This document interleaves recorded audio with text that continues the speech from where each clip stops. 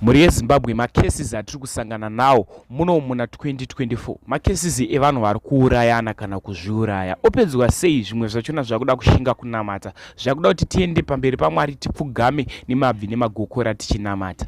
Ndichikutambirai zvekare pano paHatirari 263. Inini saHatirari ndichakuvimbisa kuti uchange uchiwana maupdates ezvinhu zviri kuitika munyika yedu yeZimbabwe. Kana wanga uchiri munyowani first time yako yekutibata muzuva ranhasi, chandiri kukumbira ndechekuti usubscribe utena on the notification bell.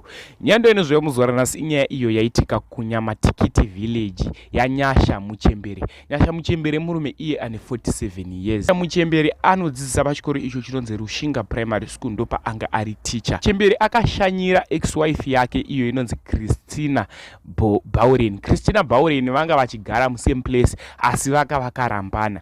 After ashanyira ex-wife yake aitraya kuti ivo vaumbe ukama vadzokerane vachengete mhuri vari pamwe chete, but havana kunzwisisana zvakabva zvaramba. Nyasha akaenda kumba kwake uko kwaakazonotora screwdriver akadzokera kumba kwe-ex-wife wake iye anonzi Christina. Paakasvika achinoka window, Christina paakavhura window akabva aona kuti ndiNyasha.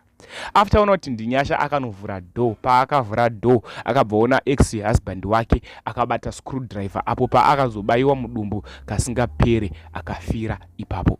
Ndinokumbura mutaurwa munofuka comment section pamusoro penyaya. Teacher wandinotaura nezvake ndiro piki rateacher wachiona iro ramuri kuona pascreen. Taura kwari kuita nyaya iyi, murume uyu ari mujeri asati apiwa makore ekunzi ari kugara makore mangani mujeri, asi taura kunoko ari mujeri. Uri iwe uri kutonga nyaya iyi, murume uyu unomupa makore mangani mujeri. Much love.